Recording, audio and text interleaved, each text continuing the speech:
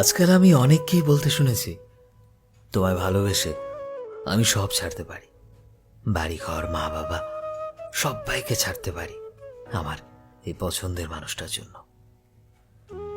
আমি মনে করি বাবা মায়ের ওপরে আর কেউ কোনোদিনই থাকতে পারে না। সে তোমার ভালোবাসার মানুষ হোক, কিংবা তোমার আত্মীয় স্বজন, বা তোমার পছন্দের বন্ধু। এই পৃথিবীতে না সবাই বদলে যায় সময়ের সাথে সাথে, শুধু থেকে যায় বাবা মা। যখন তোমার কাছে টাকা থাকবে না, যখন খারাপ সময় চলবে, তখন সবাই ছেড়ে চলে গেল, একমাত্র মা বাবা তোমার পাশে দাঁড়াবে। জীবনে যখনই কষ্ট পেয়ে সব হারিয়ে একা বসে কাঁদবে, আর তোমার পছন্দের মানুষগুলো নিজের আসল চেহারা দেখাবে, তখন দেখবে শুধু তোমার মা বাবা এসে তোমার পাশে এসে দাঁড়িয়েছে, কঠিন সময়ে তোমার মাথায় হাত বুলিয়ে দিচ্ছে। আসলে মা বাবা বকা দিলেও কঠিন সময়ে শুধু তারাই পাশে থাকবে বন্ধু। এই যে তুমি মাঝে মধ্যে ভাবো যে মা বাবা তোমার উপর রাগ দেখায়, এটা ওটা করতে মানা করে, জীবনের একটা সময় এসে ঠিকই বুঝবে যে মা বাবা যেটা বলে সেটা আমাদের ভালোর জন্যই। আর এই রাগ জেদ যেটা আমরা মা বাবাকে সহজেই দেখাই, সেটা অন্য কেউ কখনো সহ্য করবে না।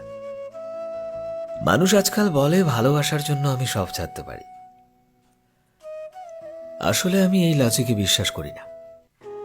যে মানুষগুলো বছরের পর বছর নিজেদের আধ পেটা রেখে আমাদেরকে খাইয়েছে, আমাদের নতুন জামা কিনে দিয়েছে, বছরের পর বছর নিজেরা পুরনো পোশাকে কাটিয়েছে, তাই কারুর জন্য তাদেরকে কখনো ছাড়তে পারবো না।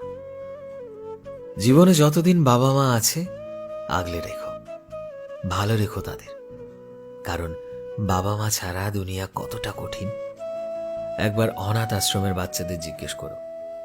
ভালো থাকুক সব মা বাবা। সো ফ্রেন্ডস, আমি শোভন ছিলাম তোমাদের সাথে, কলমে বিশ্বজিৎ। ভিডিওটি কেমন লাগলো অবশ্যই কমেন্টে জানিও, এবং অবশ্যই ভিডিওটিকে প্রচুর পরিমাণে শেয়ার করে দিও, যাতে আর কোনো মা বাবাকে বৃদ্ধাশ্রমে যেতে না হয়। এই মুহূর্তে তুমি যদি আমাদের ফেসবুকে দেখে থাকো, তবে প্লিজ আমাদের পেজটিকে ফলো করে দিও। চ্যানেলে নতুন হলে প্লিজ চ্যানেলটিকে সাবস্ক্রাইব করে দিও, আর যারা অলরেডি সাবস্ক্রাইব করেছো তোমাদের সবাইকে অসংখ্য ধন্যবাদ। দেখা হচ্ছে নতুন একটা দিনে নতুন একটা ভিডিওতে। টিল দেন সবাই ভালোবাসায় থেকো এবং সবাইকে ভালোবাসায় রেখো। Thank you.